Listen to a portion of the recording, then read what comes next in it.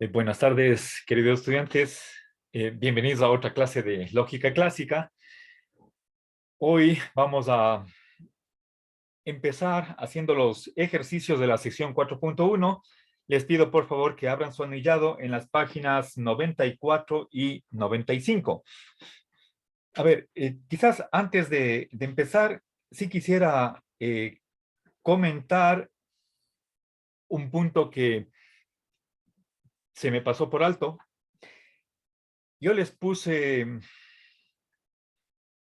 en dos clases consecutivas el cuadrado de oposición. En la última clase mencioné las relaciones de contrariedad, subcontrariedad y contradicción, y se me pasó por alto, y en realidad este es un punto importante, indicarles que solamente que las relaciones de contrariedad y subcontrariedad se dan entre las proposiciones AE y por otra parte la IO, respectivamente, únicamente bajo la suposición de que exista un individuo en el universo con respecto al cual estamos hablando. Ahora, eso está indicado en el primer párrafo, perdón, en la primera línea del último párrafo en la página 90. Y creo que fue un error de mi parte omitir esa suposición. Y si ustedes ven en la página 93, ahí en el primer párrafo,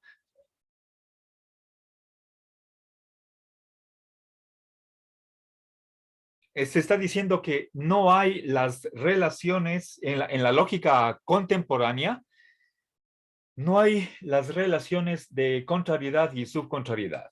Lo único que queda es las relaciones de contradicción, incluso suponiendo la existencia de un individuo. Bueno, felizmente este supuesto no va a afectar para el caso de la realización de los ejercicios y tiene interés únicamente en el plano teórico. Con ello no quiero minimizar el interés de la discusión filosófica que hay detrás de este supuesto, pero a efectos prácticos podríamos dejar de lado esa discusión o esa suposición. Bueno, a ver.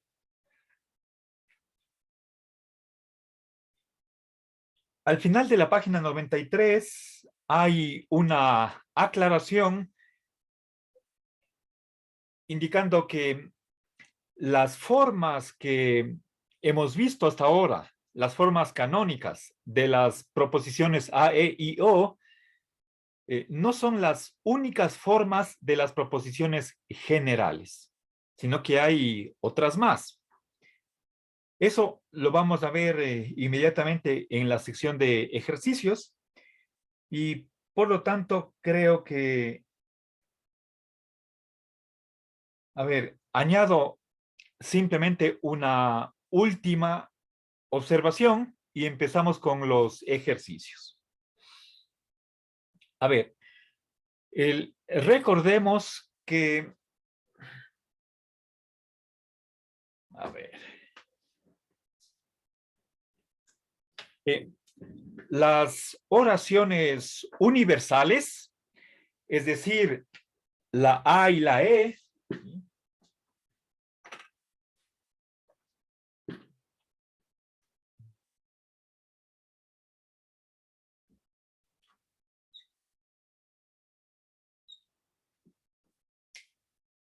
las dos universales se simbolizan por medio del condicional, ¿sí? Es decir, si es que digo todo todo perro es un animal. Eso se simboliza, todo X es tal que si X es un perro, entonces X es un animal. ¿Sí? Ahí, dentro del alcance del cuantificador, utilizamos el condicional. Ya voy a indicar por qué. Mientras que las oraciones particulares, la I y la O, se simbolizan por medio de la conjunción o la conyunción. ¿Sí? Es decir, la I. Hay un ente tal que es P y es A. O hay un ente tal que es P pero no es A. Bien. A ver, esto es importante no perder de vista. Y finalmente, a ver, les decía, ¿por qué la universal emplea el condicional? El motivo es filosófico, tiene que ver con, por una parte, en primer lugar, directamente la filosofía del lenguaje, pero detrás de la cual, en última instancia, está la ontología. Si es que yo afirmo que todos los círculos cuadrados son imposibles, ¿sí?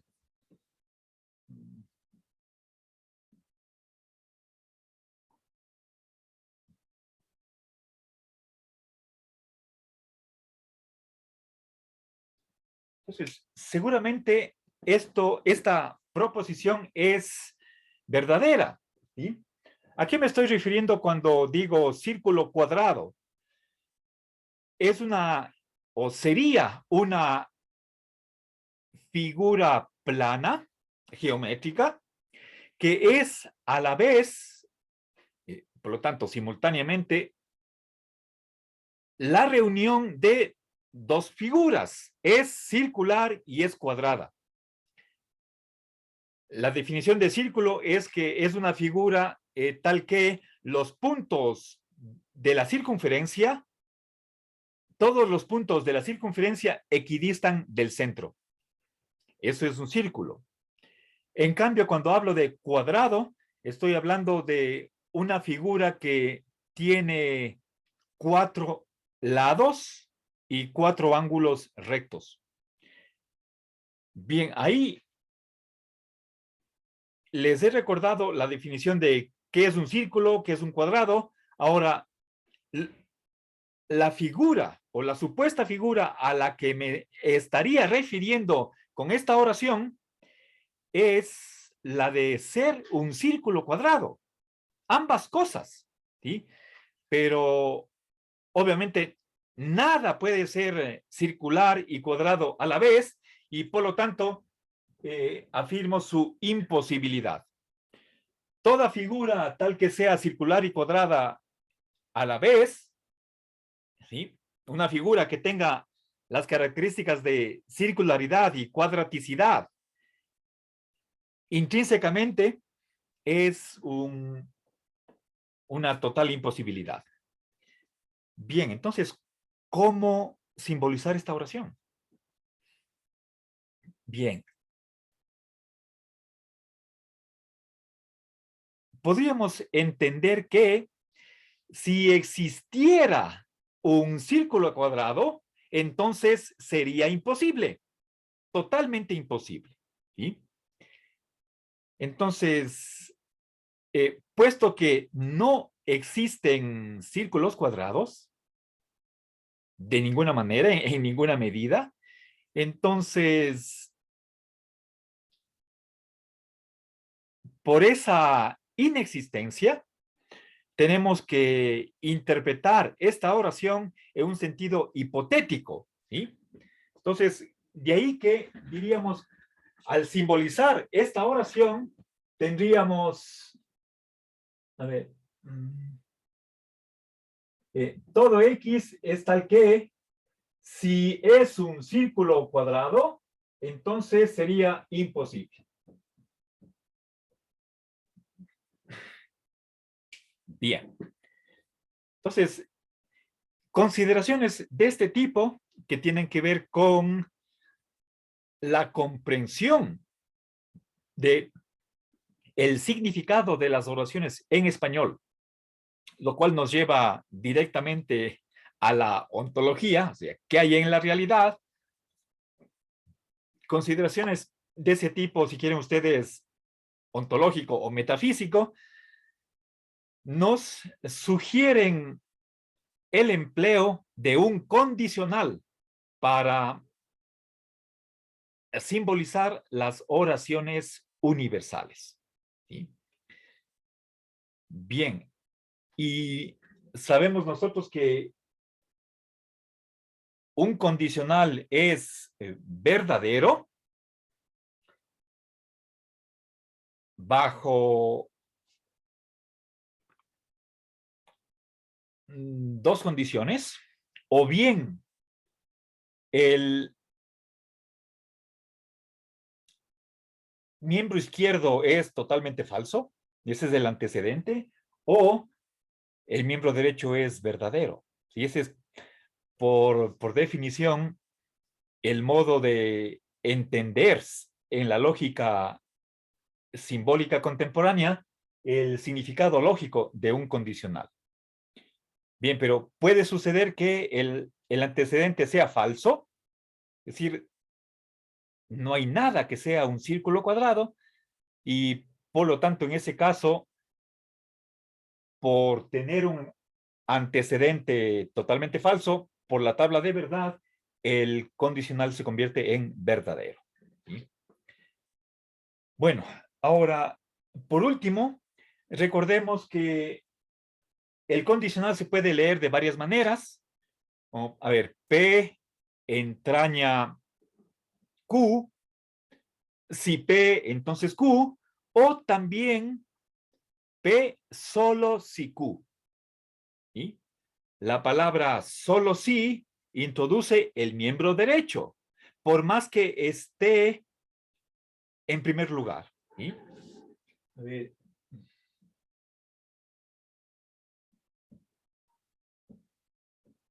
Oh.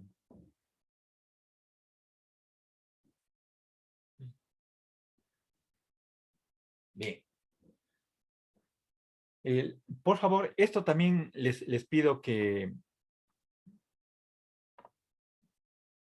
tomen nota eh, de, de esta lectura, puesto que nos va a servir para simbolizar algunos ejercicios que están propuestos en el texto y que vamos a ver inmediatamente.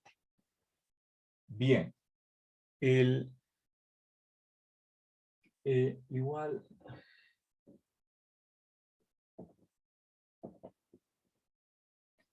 Fíjense, si es que digo solo si Q, P, y solo si sucede Q, sucede P, y la oración que esté introducida por solo si va a la derecha del condicional. ¿Sí? El solo si es condición necesaria del miembro izquierdo. ¿Sí? En realidad, el solo si introduce el consecuente o miembro derecho. Por lo tanto, cuando simbolizo solo si Q, P, tengo que poner esto de acá. ¿Sí? Cambiar el orden de las oraciones en español. Al momento de simbolizar esa oración condicional, que es obviamente compuesta, la oración que tenga la expresión solo sí, que es expresión de condición necesaria, va a la derecha, siempre a la derecha. Entonces, en algunos casos nos tocará dar la vuelta, invertir el orden de lo que tenemos en español. ¿Sí? Bueno, entonces, con estos antecedentes, ahora sí paso a la resolución de ejercicios. Entonces, vamos a la página 94, sección 1.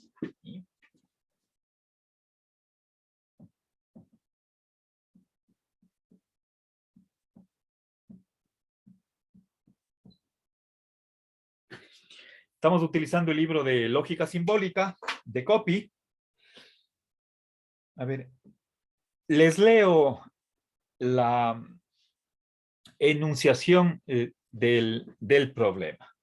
Dice, traducir cada una de las siguientes oraciones a la notación lógica de las funciones proposicionales y los cuantificadores, usando en cada caso abreviaciones que se sugieren de modo que cada forma, ojo con esta condición, de modo que cada forma comience con un cuantificador y no con un símbolo de negación.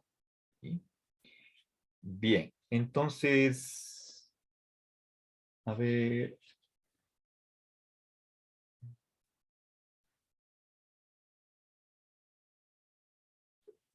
No tenemos aquí una tablita resumen de esto. A ver, les voy a poner. A ver, para ello voy a poner pausa en el video hasta escribir las equivalencias. A ver, recordemos lo que es las relaciones de contradicción. ¿Sí? Voy a escribir el cuadrado de oposición y introducir ahí las consecuencias lógicas inmediatas que se siguen a partir de la verdad de una con respecto a la falsedad de otra o viceversa. A ver, chicos, aquí he dibujado el cuadrado de oposición y en los vértices he puesto las letras A, E y O. Recuerden, en el lado superior tenemos las universales, afirmativa, negativa, y abajo tenemos las particulares, afirmativa y negativa respectivamente. Y he dibujado además las dos diagonales que expresan la relación de contradicción.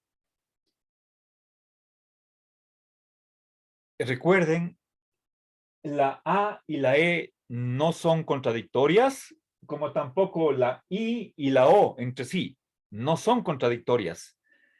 Decíamos que según la lógica tradicional, es decir, la de Aristóteles, la A y la E estaban en la relación de contrariedad, la I y la O en la relación de subcontrariedad. Pero esas tres relaciones son diferentes, no es lo mismo. Lo único que permanece, que asume o que rescata la lógica contemporánea con respecto a la lógica la tradicional, es la relación de contradicción. Cuando hablamos de contradicción, estamos pensando en que la una es negación de la otra. La A es negación de la O, no es negación de la E. La I no es negación de la O la O no es negación de la I. ¿Sí? La I es negación de la A, perdón, la I es negación de la E, la O es negación de la A. ¿Sí? La relación de contradicción solo se da entre las diagonales, ¿sí?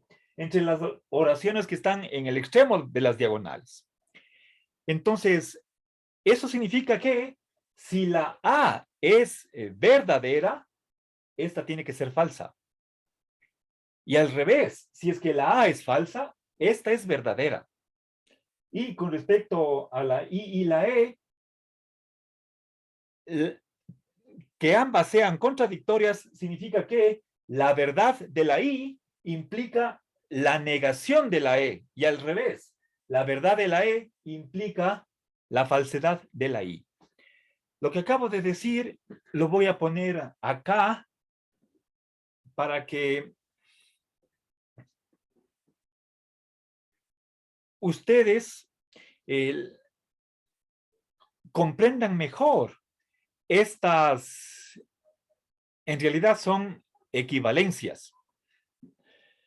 Bueno, si quieren ustedes, lo voy a simbolizar con la triple barra, que es simplemente un bicondicional. Pero puesto que no hay grados de verdad en la lógica clásica, el bicondicional hace las veces de equivalencia en la lógica clásica. Bien, entonces voy a simbolizar la oración de tipo A.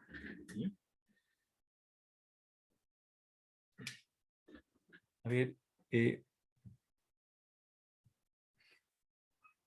bien, voy a simbolizar las consecuencias que se siguen de la relación de contradicción. Recordemos cómo simbolizamos la oración de tipo A. Y para ello me voy a basar en la simbolización que tenemos en la página 92. Ahí tenemos letras griegas y, a ver,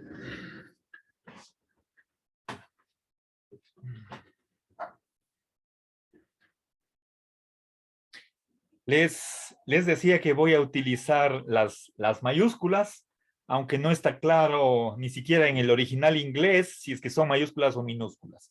Convengamos en que son mayúsculas las variables de predicado, letras griegas, ¿sí?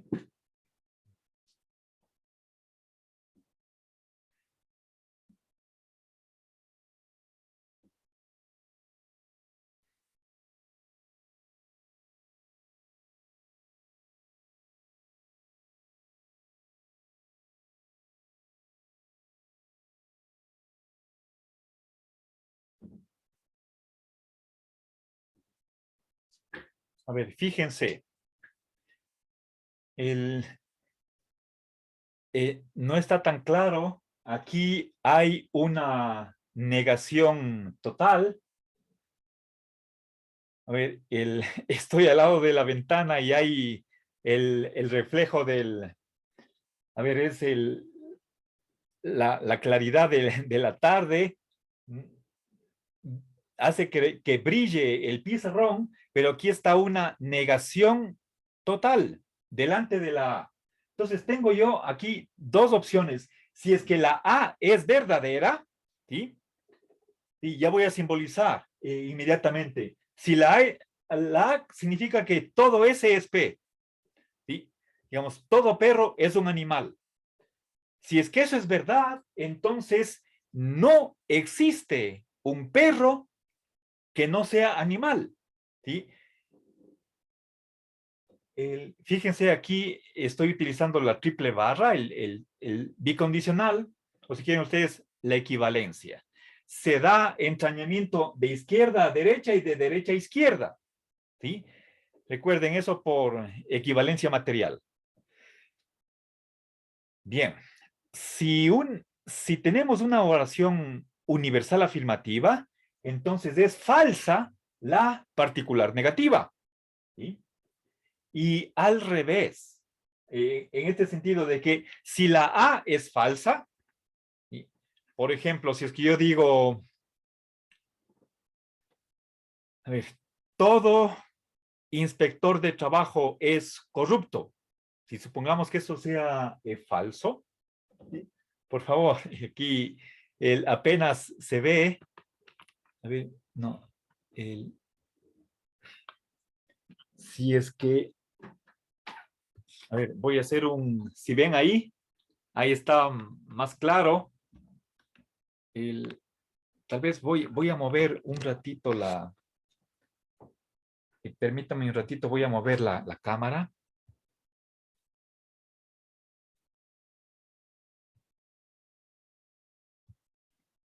Fíjense, está aquí la negación, lo que significa que que la universal sea falsa, eso equivale a que la particular negativa sea verdadera. Y por lo tanto, si es que digo que es falso que todo inspector de trabajo sea corrupto, ¿sí? La A dice todo inspector es corrupto, pero aquí estoy negando eso, ¿sí? No todo inspector es corrupto, ¿sí? sea, no todo presidente es malo. ¿Sí? ¿Eso a qué equivale? A que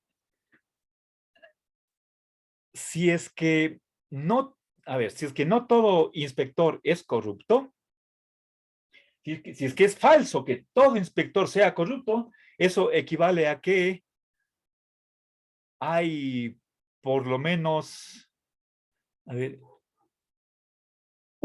hay por lo menos un inspector que no es corrupto.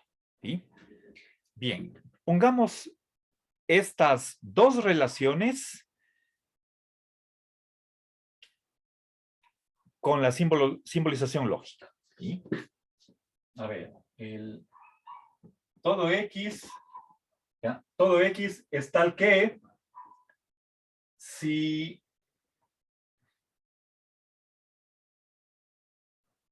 X es phi, entonces X es psi. ¿Ya? El que esto sea verdad implica que es falso que exista un X tal que es phi, pero no psi. ¿Ya? Bien. Simplemente lo que estoy haciendo es indicar la equivalencia que se da entre la A y la falsedad de la O. ¿Sí? Esta es una oración de tipo O. Recuerden, es una oración particular. Eso lo simbolizo con el cuantificador existencial. Dentro del alcance, lo que está dentro de los paréntesis es una conjunción y el miembro derecho es negativo. Por eso es la O es particular negativa. ¿Sí? Pero la A equivale a la negación de la O, negación total de la O, por eso pongo aquí una negación. ¿Sí? Y al revés, si es que la A es falsa, simplemente voy a poner una, acá antepongo una negación y el resto copio. ¿Sí?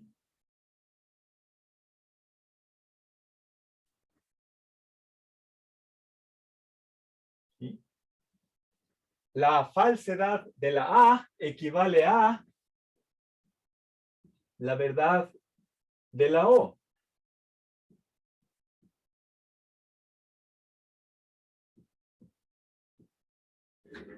Bien. Ya, a ver, el otro ejemplo. Podríamos pensar que la A significa que todo ente es material. Eso es la A. Pero, ¿qué pasa si es que es negación de la A? Entonces, es falso que todo ente sea material. ¿Sí? Fíjense, cualquier cosa que sea un ente es material. ¿Sí?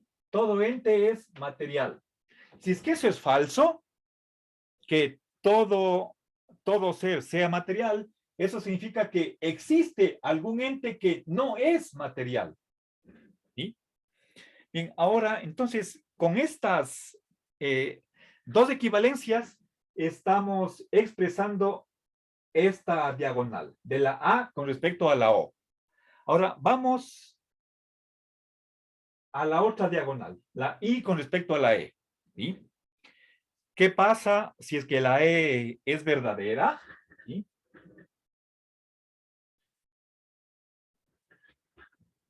Si es que digo, a ver,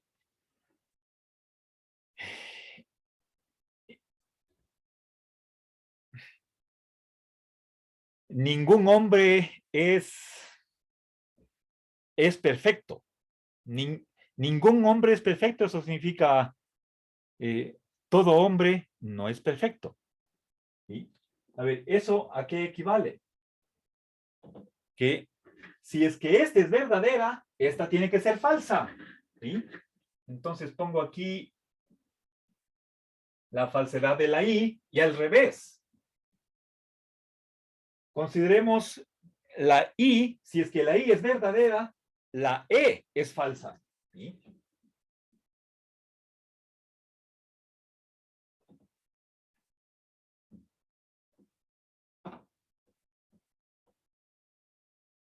A ver. Digo, universal negativa. Es esta de acá. A ver, ningún hombre es perfecto. Eso equivale a que no existe ni siquiera un hombre que sea perfecto. Ahora, si es que el hecho de que hay un hombre perfecto, ¿sí? Esto significa por lo menos un hombre es perfecto, eso equivale a que es falso que ninguno sea perfecto. ¿Sí? Entonces, ¿cómo simbolizo este par de equivalencias? Empecemos por la E. ¿Sí? Todo X es tal que si es phi, entonces no es psi. ¿A qué equivale eso? A la falsedad de la I. ¿Y cómo simbolizo la I? Existe un X tal que es phi y es psi. ¿Ya? Aquí tengo la negación, la universal negativa. Todo ente es tal que si es phi, no es psi. Equivale a la negación de la I. Esta es una oración I. Hay por lo menos un X que es F y que es psi. Pero ese es totalmente falso. Ahora, vamos al revés. ¿Sí? A ver, perdón, esto tendría que ponerle...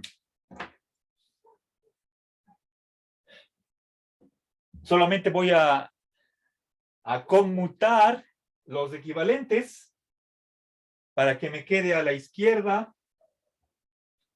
¿Ya? La negación. A ver.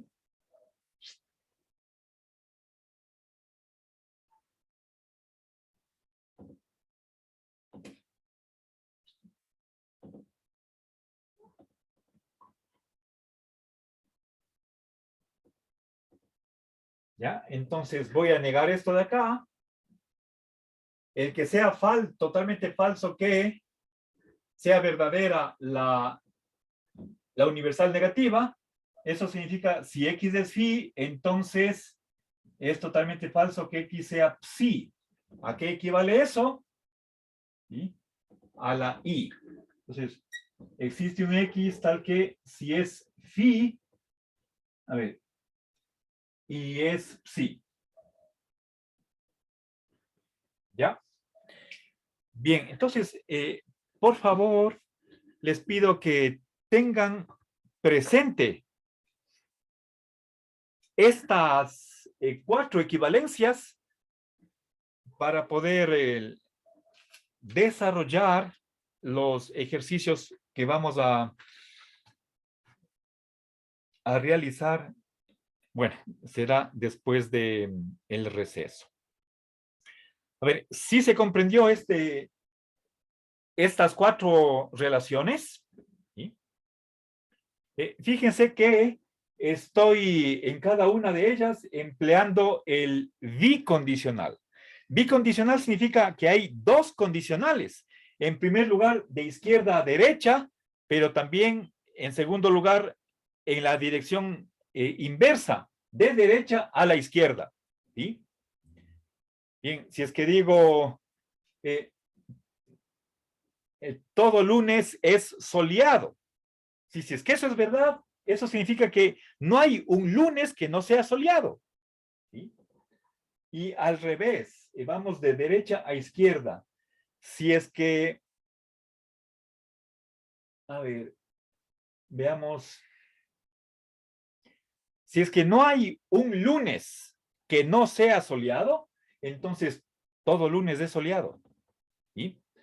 Veamos acá, digo, es falso que todo libro sea aburrido. ¿Sí? Si es que eso es falso, entonces hay un libro que sí es aburrido. Y al revés, si es que hay un libro que es aburrido, entonces no puede ser que todo libro sea aburrido. ¿Sí? Bien. Entonces, el si estamos familiarizados con la simbolización de las oraciones A, E, I, O, la formalización canónica, entonces podemos comprender la relación de contradicción, ¿sí? Bien, si se comprendió esta diagonal, también la otra es similar, ¿sí? ¿Alguna pregunta? Profe, ¿Sí? ¿qué quería decir el símbolo ese con la al revés? La A al revés. Esto es todo. Es Ah, el ya. cuantificador universal. ¿Sí? Recuerden el cuantificador universal, todo X. En cambio, la E es la A patas para arriba. Esta es la E volteada para la izquierda. Este es el cuantificador existencial. ¿Sí? Se lee, hay un X o hay algo, hay por lo menos una entidad, tal que tiene esta propiedad. ¿Sí? ¿Ya? Gracias por la pregunta. ¿Alguna otra duda? Entonces, por favor, les pido que tengan esta tablita. Deberían tener en sus mentes estas relaciones. En realidad no son complicadas. Y está en la base del gráfico al final de la página 92. ¿Sí? Simplemente lo que yo les he escrito aquí, y debería estar en el texto. A ver, creo que está en el libro de Introducción a la Lógica. Voy a tomar una foto y les mando, ¿sí? Bueno, ¿alguna otra inquietud o pregunta? ¿No? Bien, entonces hagamos un receso de unos 10 minutitos y volvemos, ¿sí?